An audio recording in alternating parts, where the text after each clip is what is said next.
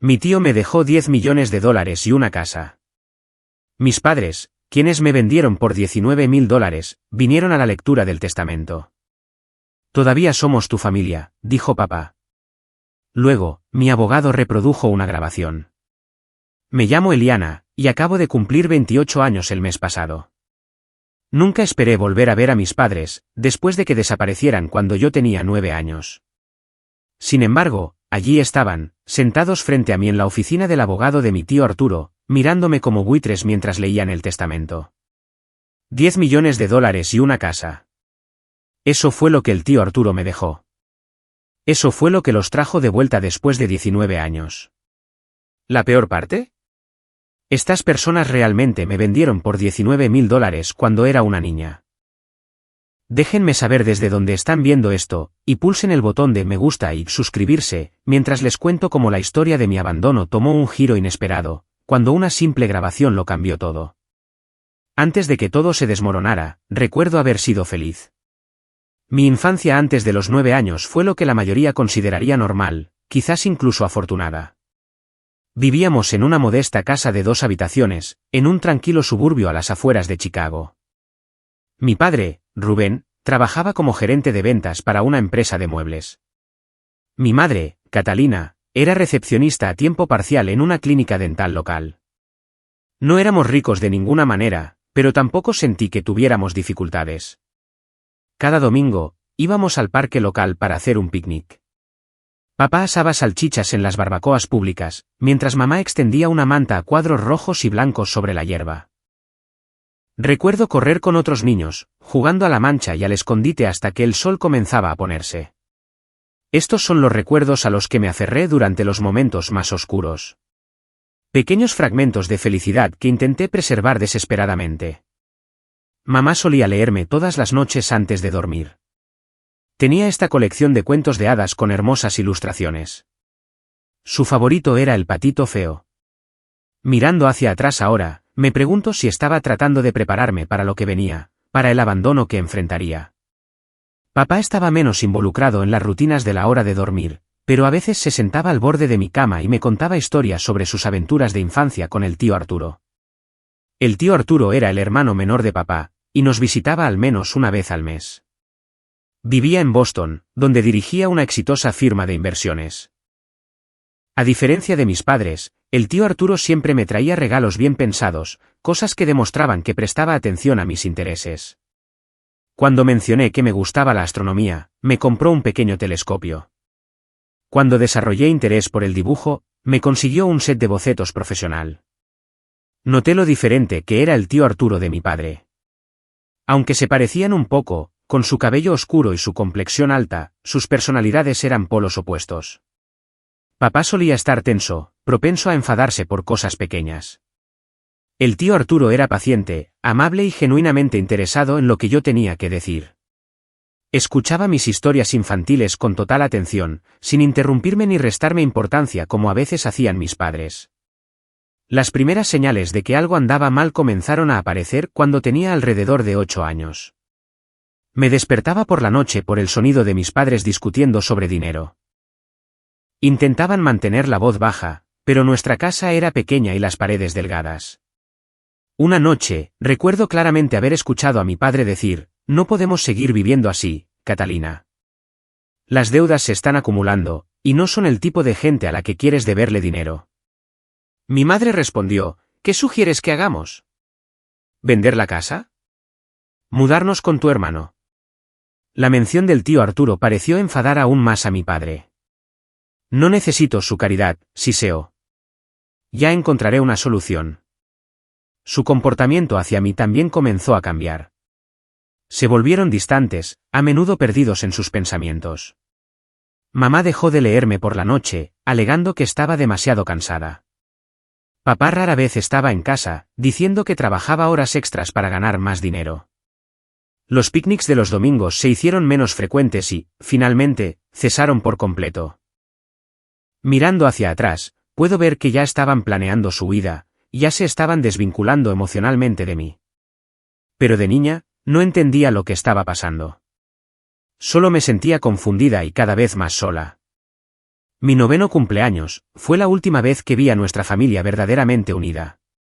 El tío Arturo voló desde Boston específicamente para la ocasión. Se encargó de organizarlo todo, alquilando un pequeño salón de fiestas en una pizzería local e invitando a toda mi clase. Mis padres parecían extrañamente apagados durante toda la celebración. Mamá apenas sonreía, y papá no dejaba de revisar su teléfono con nerviosismo. Al final de la fiesta, el tío Arturo me regaló una pulsera de plata con un dije en forma de corazón. Todavía puedo recordar lo que dijo mientras me la abrochaba en la muñeca. Esta es una pulsera especial, Eliana, me dijo. Cuando te sientas sola o asustada, quiero que la mires y recuerdes que eres amada.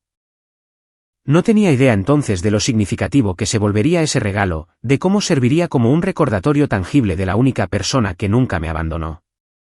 Esa noche, después de que todos se habían ido y los regalos estaban guardados, escuché otra discusión entre mis padres. Esta fue diferente, más intensa, pero también más resignada. Ya está todo arreglado, dijo mi padre. Nos vamos la próxima semana. ¿Y qué hay de Eliana?, preguntó mi madre, su voz apenas un susurro. Arturo se encargará de ella, respondió él.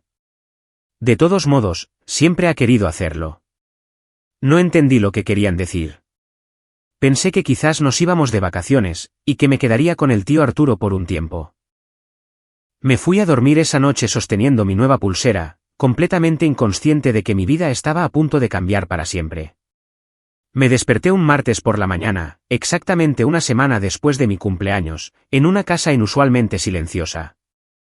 Normalmente, oiría a mi madre en la cocina preparando el desayuno o a mi padre duchándose antes del trabajo. Pero esa mañana, no había nada. Solo un silencio pesado e incómodo.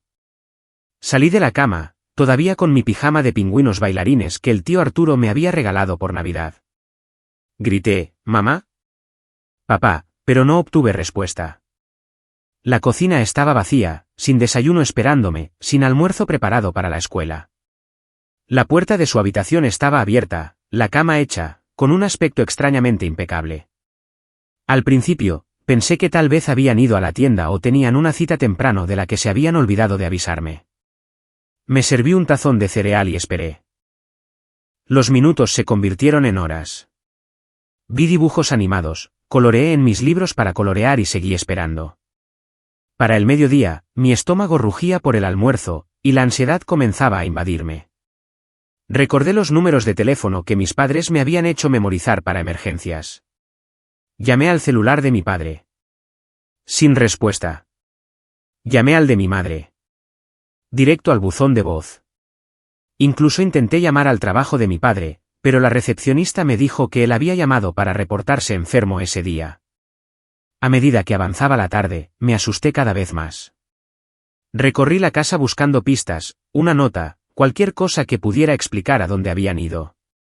En su habitación, noté algunos espacios vacíos en el armario. Los vestidos favoritos de mi madre no estaban. Los trajes de trabajo de mi padre habían desaparecido. Las maletas que usábamos para nuestros ocasionales viajes de fin de semana no estaban por ningún lado. Al anochecer, estaba sentada en el porche delantero, con lágrimas corriendo por mi rostro, cuando nuestra vecina, la señora Vargas, me vio. Era una mujer mayor que ocasionalmente me cuidaba cuando mis padres salían en una cita. «Eliana, ¿qué haces aquí sola?» «¿Dónde están tus padres?», preguntó, con la preocupación evidente en su rostro arrugado. «No lo sé», sollocé. Se habían ido cuando me desperté. La señora Vargas me llevó inmediatamente a su casa, me dio de cenar y llamó a la policía. 2 oficiales llegaron poco después, un hombre y una mujer. La oficial se sentó conmigo en la mesa de la cocina de la señora Vargas, mientras que el oficial fue a revisar nuestra casa. Regresó sosteniendo un sobre. «Encontramos esto en la encimera de la cocina, detrás de la tostadora», dijo, entregándoselo a su compañera. La oficial lo leyó en silencio, su expresión cada vez más seria. Luego hizo una llamada telefónica, hablando en voz baja que no pude escuchar del todo. Cuando terminó, se arrodilló a mi lado. «Eliana», dijo suavemente. «Parece que tus padres tuvieron que irse por un tiempo. ¿Hay alguien a quien podamos llamar por ti? ¿Algún familiar que viva cerca?» Entre mis lágrimas, logré decir, el tío Arturo. Vive en Boston. Contactaron al tío Arturo de inmediato. Mientras esperábamos que llegara, me quedé con la señora Vargas. Recuerdo estar sentada en su sofá floral, aferrada a mi pulsera de plata e intentando dar sentido a lo que estaba sucediendo. ¿Por qué se irían mis padres sin despedirse? ¿Cuándo volverían? ¿Había hecho algo malo? La policía continuó su investigación, buscando más pistas en nuestra casa. Descubrieron que mis padres habían vaciado sus cuentas bancarias. Sus tarjetas de crédito estaban al límite. La mayoría de sus documentos personales habían desaparecido. Se estaba volviendo claro que no fue una desaparición espontánea, sino una partida cuidadosamente planeada. El tío Arturo llegó a la mañana siguiente. Nunca lo había visto tan desaliñado y preocupado. Su habitual apariencia pulcra fue reemplazada por ropa arrugada y cabello despeinado. Cuando me vio, dejó caer sus maletas y corrió a abrazarme, sosteniéndome más fuerte que nunca. Lo siento mucho, Eliana, susurró en mi cabello. Lo siento muchísimo. Habló con la policía durante mucho tiempo mientras yo empacaba algunas de mis pertenencias. Más tarde, me enteré de que la nota que mis padres habían dejado estaba dirigida al tío Arturo, no a mí. Habían escrito que estaban en graves problemas financieros, debiendo dinero a gente peligrosa. Afirmaban que no tenían más opción que abandonar el país. Le pedían al tío Arturo que me cuidara, sabiendo que él tenía los recursos para hacerlo. Pero la verdad más devastadora llegó mucho más tarde, cuando ya era mayor. El tío Arturo finalmente me reveló lo que la investigación policial había descubierto. Mis padres no solo me habían abandonado por temor a su seguridad. Efectivamente, me habían vendido. Habían recibido $19.000 de uno de los socios comerciales del tío Arturo, un hombre al que se le había indicado que les ofreciera dinero a cambio de sus derechos parentales. Este hombre se les había acercado a petición del tío Arturo, después de que mi tío comenzara a sospechar que mis padres planeaban algo drástico. El tío Arturo no tenía la intención de que tomaran el dinero y huyeran.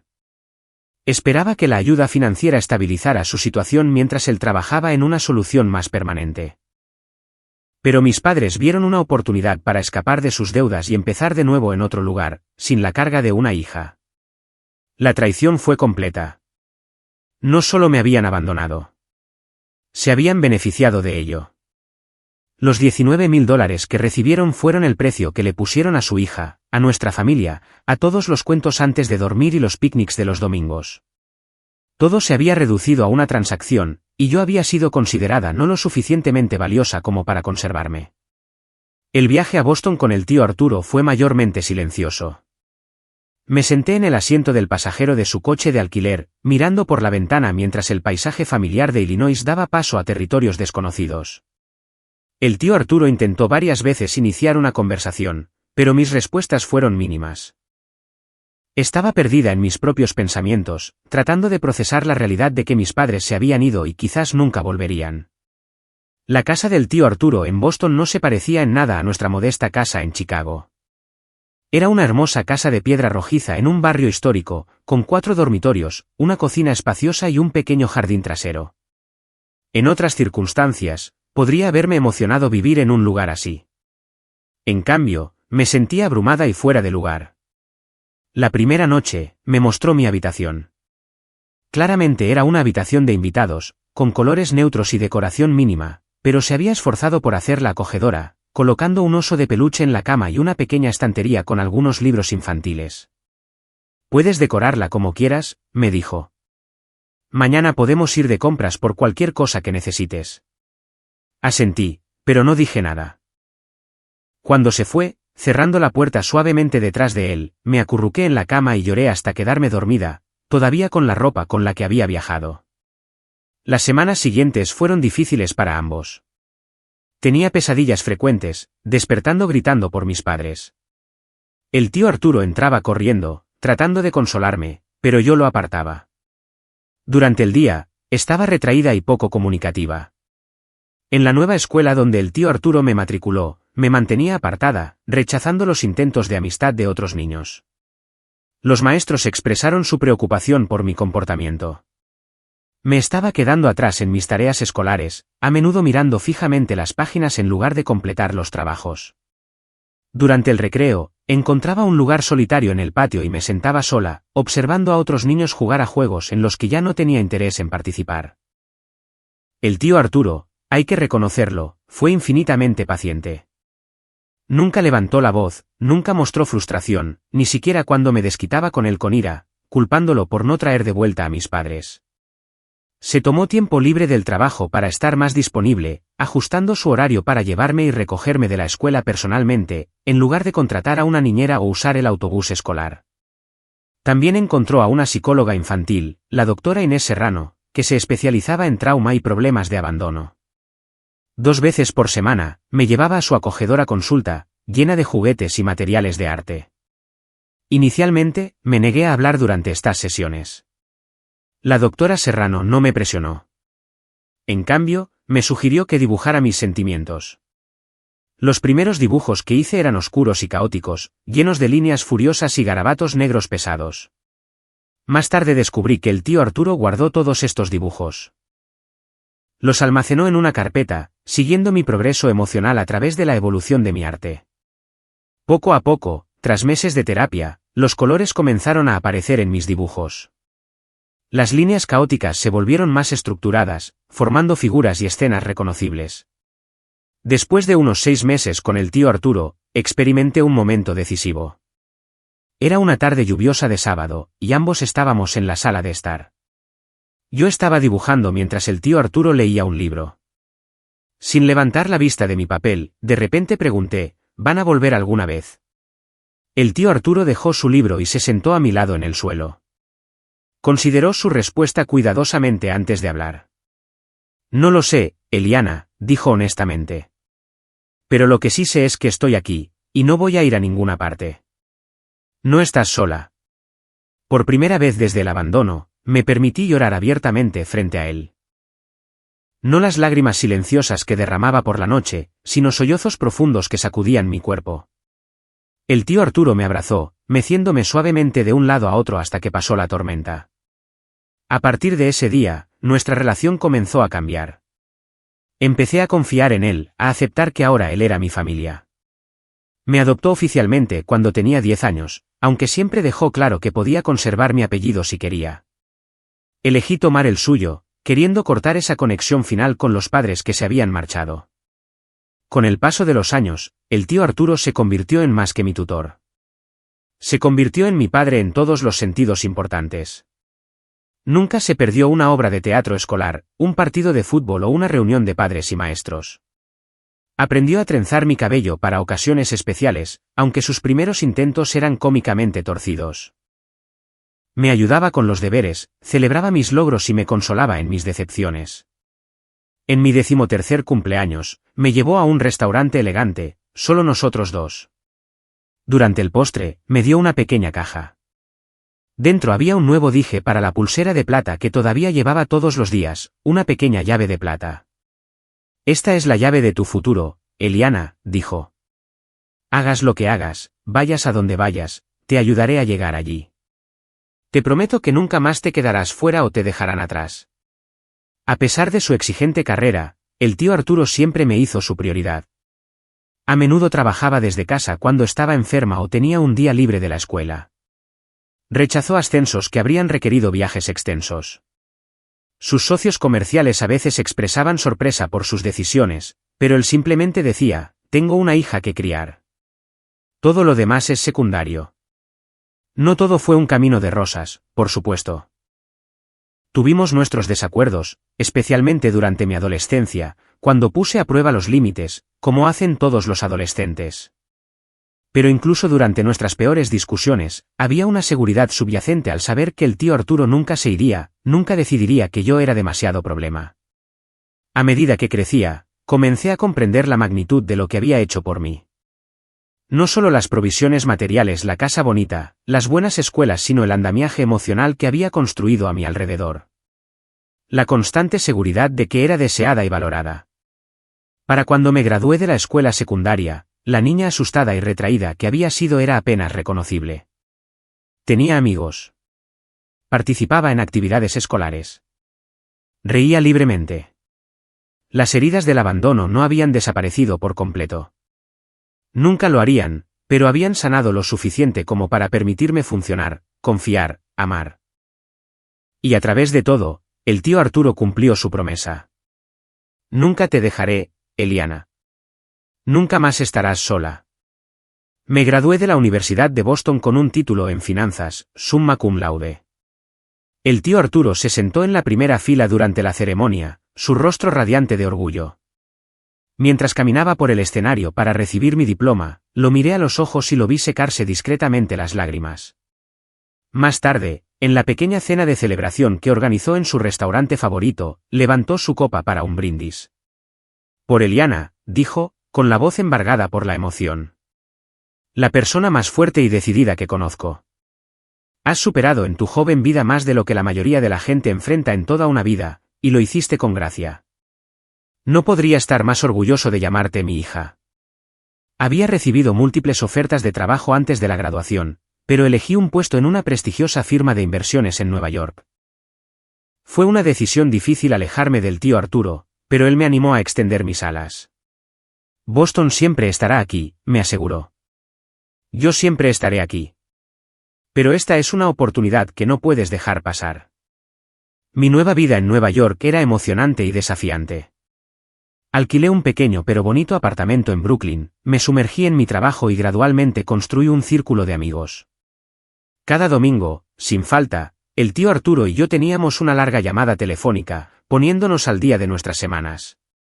Al menos una vez al mes, o él me visitaba en Nueva York o yo regresaba a Boston para pasar un fin de semana. Durante una de estas visitas a casa, cuando tenía 26 años, noté que el tío Arturo parecía cansado. Desestimó mis preocupaciones, atribuyendo su fatiga a un periodo ajetreado en el trabajo. Pero cuando volví a visitarlo 2 meses después, el cambio en él era inconfundible. Había perdido peso, su ropa le quedaba holgada. Su tez normalmente sonrosada estaba pálida, y ojeras oscuras sombreaban sus ojos. Después de mucho insistir, finalmente admitió que había estado experimentando un dolor abdominal persistente y que había programado algunas pruebas. Su tono casual no me engañó. Insistí en acompañarlo a su cita con el médico al día siguiente. El diagnóstico fue devastador, cáncer de páncreas en estadio 4. Ya se había extendido al hígado. El médico habló suavemente sobre las opciones de tratamiento, pero el subtexto era claro. No estábamos hablando de una cura, solo de ganar tiempo y manejar los síntomas. En el coche, después, el tío Arturo intentó consolarme mientras yo sollozaba. Escúchame, Eliana, dijo, tomando mis manos entre las suyas. Vamos a luchar contra esto con todo lo que tenemos. Pero si las cosas no salen como esperamos, necesito que sepas que los años que he pasado contigo han sido los mejores de mi vida. No me arrepiento de nada. Tomé mi decisión ese mismo día. Pedí una licencia prolongada en mi trabajo y me mudé de nuevo a Boston. Si nuestro tiempo juntos era limitado, quería pasar cada momento posible con él. Los siguientes 8 meses fueron una montaña rusa de emociones. Había días buenos en los que el tío Arturo se sentía lo suficientemente fuerte como para dar cortos paseos por el jardín o sentarse conmigo a ver películas antiguas. Había días malos de visitas al hospital, cuando los analgésicos lo dejaban confundido y desconectado. A través de todo, intenté ser tan fuerte para él como él siempre lo había sido para mí. Durante uno de sus periodos más lúcidos, me pidió que le trajera una caja específica de su despacho. Dentro había archivos, docenas de ellos, meticulosamente organizados por fecha. Mientras lo ayudaba a revisarlos, me di cuenta de lo que estaba viendo, informes de investigación que abarcaban casi 2 décadas. ¿Qué es todo esto?, pregunté, aunque ya sospechaba la respuesta. El tío Arturo suspiró. He estado vigilando a tus padres desde que se fueron, admitió. Contraté investigadores privados para rastrear sus movimientos. Me mostró fotografías, registros financieros, direcciones. Después de huir de los Estados Unidos, mis padres habían ido primero a México, luego a varios países de América del Sur, sin quedarse nunca en un lugar por mucho tiempo. La información más reciente los ubicaba en Argentina, donde habían estado viviendo durante los últimos 5 años bajo nombres ligeramente alterados. ¿Por qué nunca me lo dijiste?, pregunté, sin saber si sentirme enojada o agradecida por esta información. Quería protegerte, dijo. Pero también quería estar preparado si alguna vez intentaban contactarte o hacer reclamaciones en tu contra. El conocimiento es poder, Eliana. Y ahora, este conocimiento es tuyo. En sus últimas semanas, cuando se habían organizado los cuidados paliativos en casa, el tío Arturo y yo tuvimos muchas conversaciones profundas. Compartió historias de su juventud, me dio consejos sobre inversiones y la vida en general, y me hizo prometer que seguiría viviendo plenamente después de que él se fuera. Prométeme que no dejarás que lo que pasó te defina, susurró una noche, su voz débil pero sus ojos intensamente fijos en los míos. Eres mucho más que la niña que abandonaron. Eres la mujer que se sobrepuso a ese abandono para crear una vida hermosa. Le prometí que lo intentaría. El tío Arturo falleció pacíficamente mientras dormía, en una fresca mañana de otoño. Yo sostenía su mano, habiéndome quedado dormida en la silla junto a su cama. Cuando desperté y me di cuenta de que se había ido, mi primer sentimiento no fue de dolor, sino una profunda sensación de gratitud por no haber estado solo en sus últimos momentos. El funeral fue sencillo pero concurrido. El tío Arturo había sido respetado en la comunidad empresarial y había hecho muchos amigos a lo largo de los años. Mientras la gente se acercaba para ofrecer sus condolencias, escuché una historia tras otra sobre su amabilidad, su integridad, su generosidad. Cada anécdota era un pedazo de él al que podía aferrarme, otra faceta del hombre que me había salvado en todas las formas en que una persona puede ser salvada. Después del servicio, mientras la gente se reunía en la casa para la recepción, me quedé en el estudio del tío Arturo, mirando las fotografías en su escritorio. La mayoría eran mías en varias edades, mi graduación de la escuela secundaria, mi graduación universitaria, los 2 de vacaciones en Maine. En cada foto, su brazo estaba a mi alrededor, su sonrisa radiante de orgullo. Este era el verdadero significado de la familia, me di cuenta. No la sangre, no la obligación, sino la elección.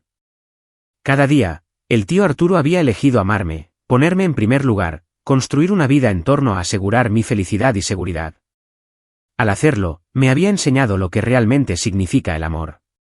3 días después del funeral, recibí una llamada de Héctor Reyes, el abogado y amigo de toda la vida del tío Arturo. Me preguntó si podía ir a su oficina para discutir algunos asuntos relacionados con el patrimonio del tío Arturo. Acepté reunirme con él a la mañana siguiente. La oficina de Héctor Reyes estaba en un edificio histórico en el centro de Boston, todo de madera pulida y libros encuadernados en cuero. Me saludó calurosamente, expresando sus condolencias de nuevo antes de invitarme a sentarme en una de las cómodas sillas frente a su escritorio. Tu tío era un hombre muy metódico, comenzó Héctor, abriendo una gruesa carpeta. Actualizaba su testamento regularmente y dejó instrucciones explícitas para todo. Quería asegurarse de que estuvieras bien cuidada. Héctor procedió a explicar que el tío Arturo me había dejado todo, su firma de inversiones, que ahora valía considerablemente más que cuando la empezó, su casa de piedra rojiza en Boston, varias inversiones y cuentas, y una propiedad vacacional en Maine que ni siquiera sabía que poseía. El valor total del patrimonio era de poco más de $10 millones. Me sentí abrumada. El dinero en sí mismo significaba poco para mí en ese momento, todavía sumida en el dolor. Lo que me conmovió fue saber cuán a fondo había pensado el tío Arturo en mi futuro, cuán decidido había estado a asegurar que nunca tuviera dificultades. Antes de proceder con la lectura formal del testamento, dijo Héctor, mirando su reloj, hay algo más. Tu tío me pidió que te diera esto en privado antes de los procedimientos oficiales. Me entregó un sobre con mi nombre escrito en la distintiva caligrafía del tío Arturo. Dentro había una carta escrita durante sus últimas semanas. Mi queridísima Eliana, comenzaba. Si estás leyendo esto, entonces he pasado a lo que sea que venga después. Por favor, no te aflijas demasiado. He tenido una buena vida, hecha inmensurablemente mejor por tenerte en ella. Trajiste propósito y alegría a mis días de maneras que nunca podría expresar por completo. Hay algo que necesito decirte, algo que quizás debería haber compartido antes. Cuando me enteré por primera vez de lo que tus padres habían hecho, el dinero que habían aceptado para alejarse de ti me consumió la rabia. Quería cazarlos, hacer que enfrentaran la justicia por abandonar a su hija. Pero mi abogado en ese momento, Héctor, sabiamente me aconsejó que perseguirlos legalmente podría significar someterte a más trauma, más escrutinio público y dolor. Así que, tomé una decisión diferente. Canalicé esa ira en crear la mejor vida posible para ti. Cada hito que alcanzaste, cada sonrisa que pude poner en tu rostro, fue una victoria sobre lo que ellos habían hecho. Pero siempre supe que podrían regresar algún día, especialmente si se enteraban de mi situación financiera. La gente así, que puede vender a su propio hijo, rara vez cambia. Por eso los he tenido vigilados todos estos años. Por eso he preparado a Héctor con todo lo que podría necesitar para protegerte de ellos si alguna vez intentan hacer reclamaciones. Recuerda esto, Eliana. No les debes nada. Ni tu perdón, ni tu tiempo, y ciertamente no tu amor. Cualquier decisión que tomes con respecto a ellos debe ser por tu paz, no la de ellos. Con todo mi amor, siempre, tío Arturo. Todavía me estaba secando las lágrimas de los ojos cuando la asistente de Héctor llamó a la puerta, anunciando que las otras partes habían llegado para la lectura del testamento. Estaba confundida. No esperaba que nadie más estuviera presente. Invité a los socios comerciales de tu tío, ya que hay algunas disposiciones relacionadas con la empresa, explicó Héctor. Y hubo otras 2 personas que me contactaron después de que se publicara el obituario, afirmando ser familia. Antes de que pudiera preguntar quiénes podrían ser estas personas, la puerta se abrió de nuevo. Aparecieron 2 rostros desconocidos, seguidos por la asistente de Héctor. Pero no eran desconocidos, no realmente. A pesar de los 19 años que habían pasado, a pesar de los cambios que la edad había producido, los reconocí al instante. Mis padres. Se veían tan diferentes, pero de alguna manera exactamente iguales. El cabello oscuro de mi padre ahora estaba veteado de gris, su figura antes esbelta ligeramente barrigona. El cabello rubio de mi madre estaba cortado en un elegante bob, su rostro mostraba los efectos de un buen cuidado de la piel o procedimientos cosméticos, quizás ambos. Estaban bien vestidos, de esa manera pulcra pero ligeramente llamativa de las personas que intentan parecer más adineradas de lo que son. Sus ojos se fijaron en mí de inmediato, las expresiones cambiando rápidamente de evaluación a reconocimiento y a algo parecido al hambre. Mi padre fue el primero en hablar. Eliana, dijo, su voz quebrándose teatralmente. Mírate, toda una mujer. Te pareces tanto a tu madre. Sentí como si todo el aire hubiera sido succionado de la habitación. Mis manos comenzaron a temblar. Me agarré a los reposabrazos de mi silla para estabilizarme. ¿Qué están haciendo aquí?, logré preguntar, mi voz apenas un susurro. Mi madre dio un paso adelante, con los brazos extendidos como para abrazarme. Retrocedí instintivamente. Estamos aquí por ti, cariño, dijo. Cuando vimos el obituario de Arturo en línea, supimos que teníamos que venir. Hemos estado tratando de encontrarte durante años. Era una mentira tan obvia que podría haberme reído si no hubiera estado tan conmocionada. Héctor se aclaró la garganta, su máscara profesional firmemente en su lugar. Señor y señora Salazar, dijo, dirigiéndose a mis padres por el apellido que había abandonado cuando el tío Arturo me adoptó.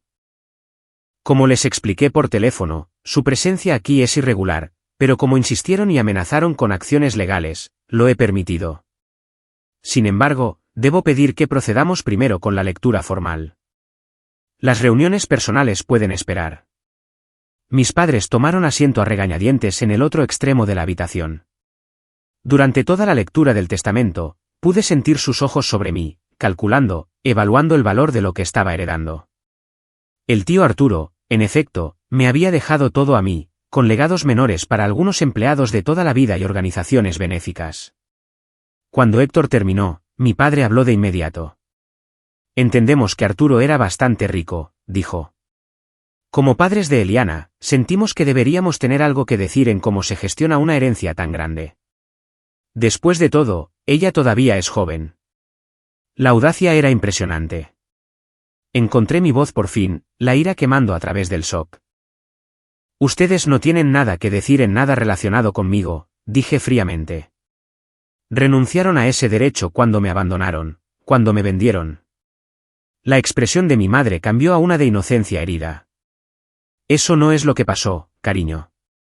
Nos amenazaron, nos obligaron a irnos. No tuvimos elección. Mi padre asintió con seriedad. Gente peligrosa nos perseguía. Sabíamos que Arturo te cuidaría bien. Fue la decisión más difícil de nuestras vidas. Miré a Héctor, quien me dio un sutil asentimiento de apoyo. No les creo, dije simplemente. El rostro de mi padre se endureció ligeramente antes de volver a componerlo en una máscara de preocupación paternal. Todavía somos tu familia, Eliana. La sangre es más espesa que el agua. Ahora que Arturo se ha ido, ¿a quién más tienes? La manipulación era tan transparente que era casi insultante. Pero antes de que pudiera responder, mi padre reveló su verdadero propósito. No estamos pidiendo todo, dijo razonablemente, pero como tus padres, sentimos que tenemos derecho a una parte del patrimonio de Arturo, digamos, $2 millones, para compensar todos los años que nos vimos obligados a estar separados de ti. Como no respondí de inmediato, mi madre añadió, si te niegas, no tendremos más opción que tomar acciones legales. Nunca terminamos legalmente nuestros derechos parentales. Podría haber dudas sobre la legalidad de la adopción de Arturo. Era una amenaza, simple y llana. Estaban tratando de extorsionarme, usando el sistema legal como su arma. Miré a Héctor, el miedo infiltrándose a pesar de mi ira. ¿Realmente podrían hacer esto? Creo que hemos escuchado suficiente por hoy, dijo Héctor con firmeza. Eliana acaba de perder a su padre. Este no es el momento para tales discusiones. Les sugiero que dejen su información de contacto con mi asistente, y podemos organizar otra reunión cuando los ánimos estén más calmados. Mis padres intercambiaron miradas pero cumplieron, reconociendo que habían presionado demasiado rápido. Mientras se levantaban para irse, mi madre hizo un último intento, poniendo su mano en mi brazo. Me aparté como si me quemara. Nos alojamos en el Marriott del centro, dijo en voz baja.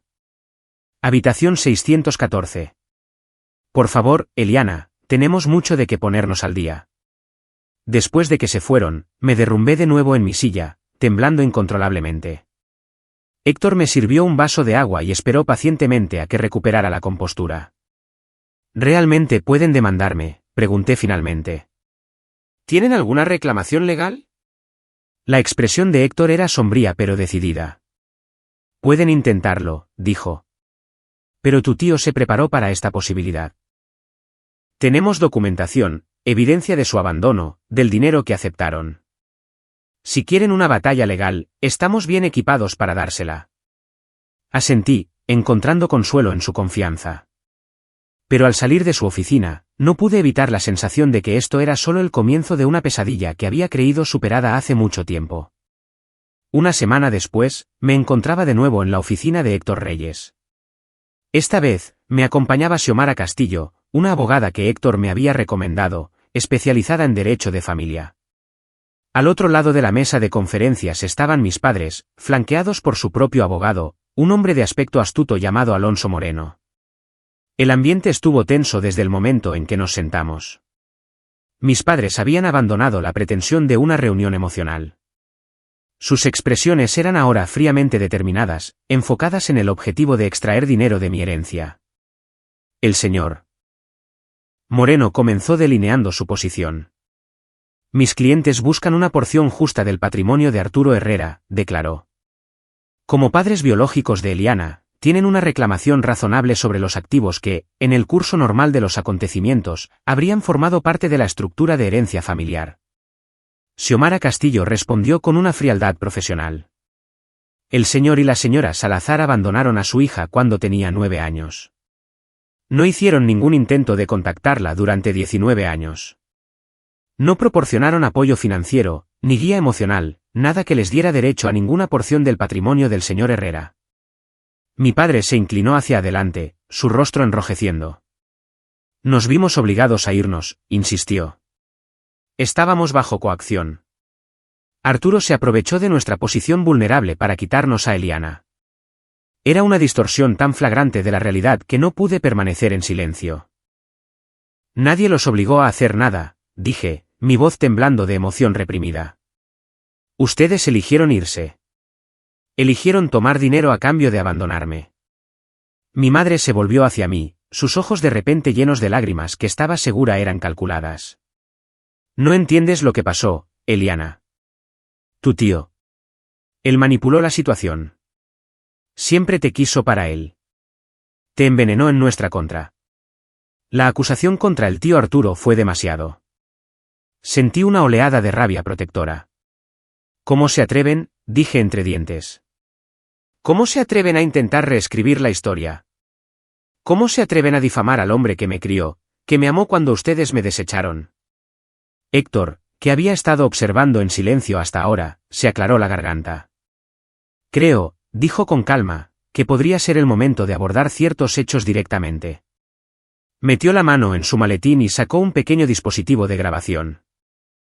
Antes de reproducir esto, explicó, quiero establecer su procedencia.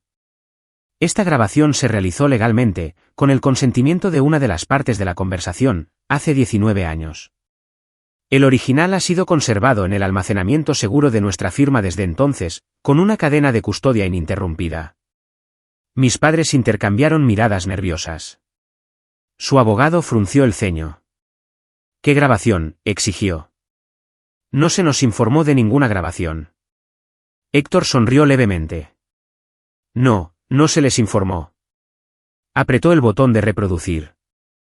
La calidad del audio no era perfecta, se notaba que era antiguo, pero las voces se oían con suficiente claridad. La voz de un hombre, desconocida para mí pero aparentemente alguien que trabajaba para el tío Arturo, hablaba con mis padres. Entonces, para confirmar nuestro acuerdo, dijo el hombre, a cambio de firmar estos documentos que renuncian a sus derechos parentales sobre Eliana, recibirán un pago de $15.000. La voz de mi padre respondió de inmediato. Hablamos de $19.000. Los gastos que hemos tenido, los arreglos que tenemos que hacer. 15.000 no es suficiente. Un breve silencio, y luego, 19.000 entonces, en efectivo, como solicitaron. La voz de mi madre, sonando ahora impaciente. ¿Y puede garantizar que una vez que firmemos, podemos irnos de inmediato? Nadie vendrá a buscarnos. Eso es correcto, confirmó el hombre. Estos documentos lo hacen todo legal. No tendrán más obligaciones con Eliana, ni financieras ni de otro tipo. Quiero ser claro, dijo mi padre, con un tono de negocios. Una vez que tomemos este dinero y firmemos estos papeles, se acabó. Borrón y cuenta nueva. No volvemos. Ustedes no nos buscan. El hombre respondió, ese es el acuerdo que el señor Herrera me ha autorizado a hacer. Sí. Luego se escuchó el sonido de papeles barajándose y la voz de mi madre de nuevo, pero esta vez no dirigida al hombre. Claramente fue una parte para mi padre, pero captado por la grabación. Terminemos con esto de una vez, murmuró. La niña es solo una carga de todos modos. Por fin podemos empezar de nuevo, solo nosotros dos, como siempre quisimos. La respuesta de mi padre fue igualmente escalofriante. $19.000 es un buen negocio por deshacerse de una niña de 9 años. Deberíamos haber hecho esto hace años. Héctor detuvo la grabación. La habitación quedó en un silencio sepulcral. Me quedé helada, con lágrimas corriendo por mi rostro. Aunque había sabido la verdad básica durante años, escuchar sus palabras insensibles, su afán por deshacerse de mí, fue como si me desgarraran el corazón de nuevo. Los rostros de mis padres se habían quedado sin color. Su abogado parecía profundamente incómodo, barajando papeles y evitando el contacto visual con todos. ¿Quieren que continúe con la grabación?, preguntó Héctor amablemente.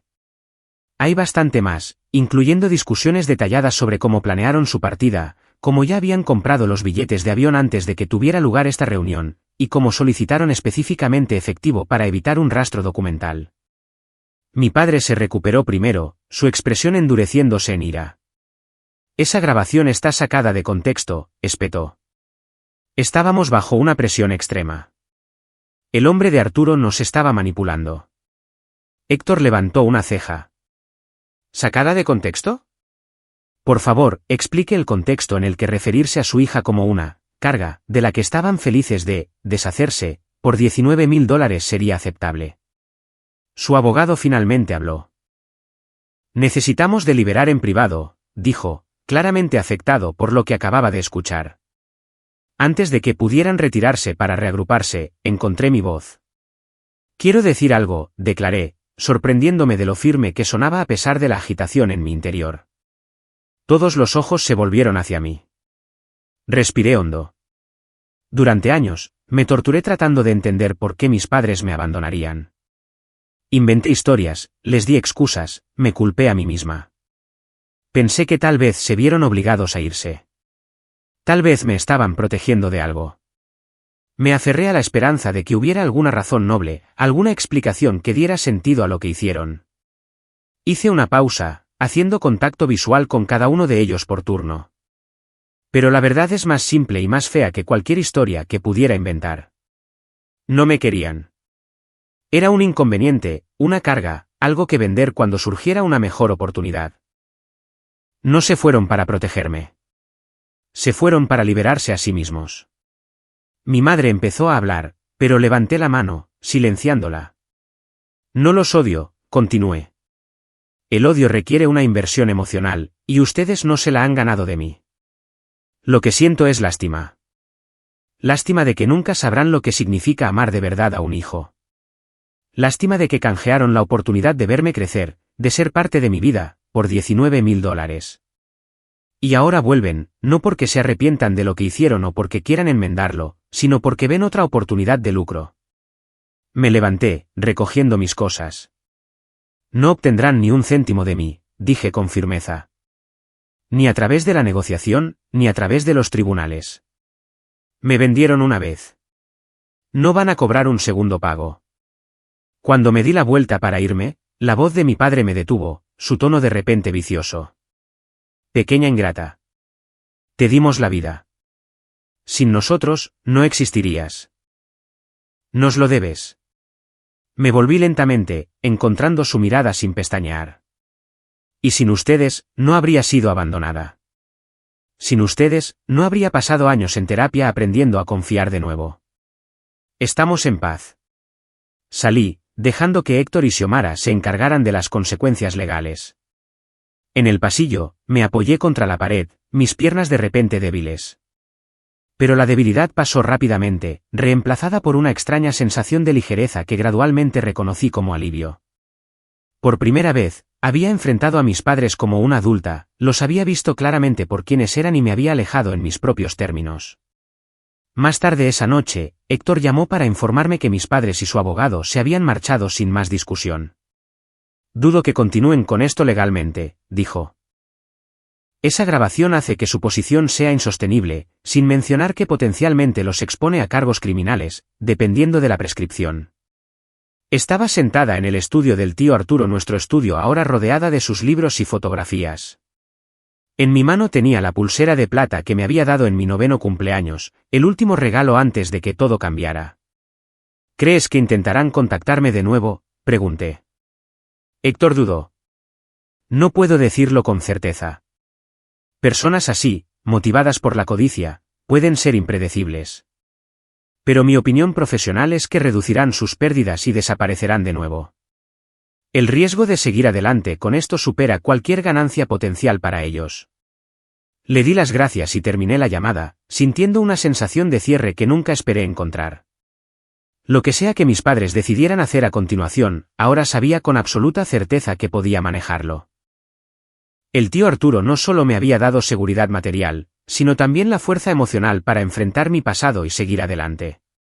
Pasaron 3 meses sin más contacto de mis padres. La predicción de Héctor había resultado correcta. Una vez expuestos, una vez que sus tácticas de manipulación fallaron, se habían escabullido, presumiblemente de regreso a Argentina o donde quiera que hubieran establecido su última vida falsa. Permanecí en Boston, viviendo en la casa de piedra rojiza del tío Arturo, nuestra casa. Al principio, había considerado venderla, pensando que los recuerdos podrían ser demasiado dolorosos. Pero a medida que pasaban los días, encontré consuelo en estar rodeada de sus recuerdos.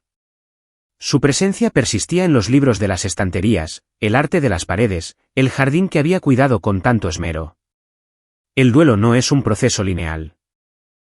Había días buenos en los que podía recordar al tío Arturo con sonrisas, celebrando la vida que habíamos compartido. Había días malos en los que la pérdida se sentía fresca y abrumadora. Pero gradualmente, los días buenos comenzaron a superar a los malos. Tomé una licencia de mi trabajo en Nueva York, necesitando tiempo para procesar todo lo que había sucedido y decidir mis próximos pasos. Durante este periodo de reflexión, pasé muchas horas en el despacho del tío Arturo, revisando sus papeles, aprendiendo más sobre el negocio que había construido. Entre sus archivos, encontré registros más detallados de los investigadores privados que había contratado para rastrear a mis padres a lo largo de los años. Al leer estos informes, me sorprendió el patrón que revelaban.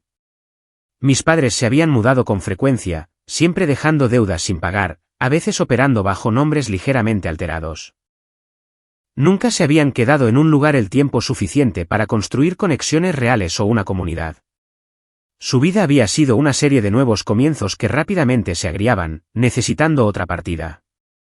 En contraste, a mí me habían dado estabilidad, continuidad y amor. El tío Arturo había creado una base sobre la cual yo podía construir una vida con sentido y propósito. El contraste no podría haber sido más marcado ni más instructivo. Una noche, mientras revisaba más papeleo, me encontré con una carpeta etiquetada simplemente como el futuro de Eliana. Dentro había notas que el tío Arturo había tomado sobre diversas causas benéficas que pensaba que podrían interesarme, junto con una investigación preliminar sobre el establecimiento de una fundación. Había estado planeando mi futuro incluso cuando el suyo estaba terminando. La idea arraigó de inmediato.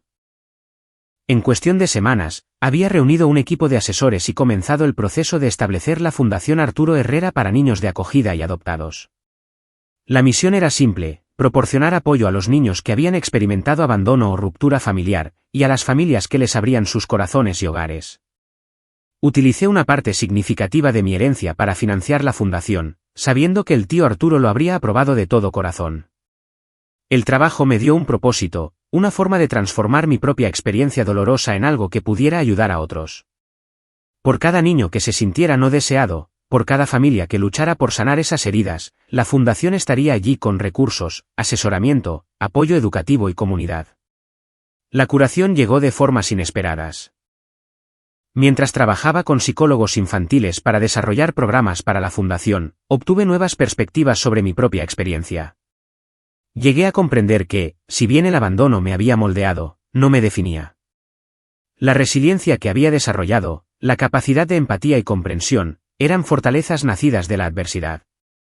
6 meses después del enfrentamiento con mis padres, recibí un sobre reenviado a través de la oficina de Héctor. Dentro había una breve nota de mi madre, sin dirección de remitente. Eliana, había escrito: quiero que sepas que tu padre y yo nos hemos separado. La grabación me hizo ver las cosas de otra manera. No pido perdón ni dinero. Solo quería que supieras que lamento el dolor que te causamos. Merecías mejores padres de los que pudimos ser. La nota estaba firmada simplemente: Catalina. No, mamá. No era una disculpa adecuada, ni mucho menos, pero quizás fue la comunicación más honesta que jamás había recibido de ella. No respondí. Algunos puentes, una vez quemados, no pueden ni deben reconstruirse.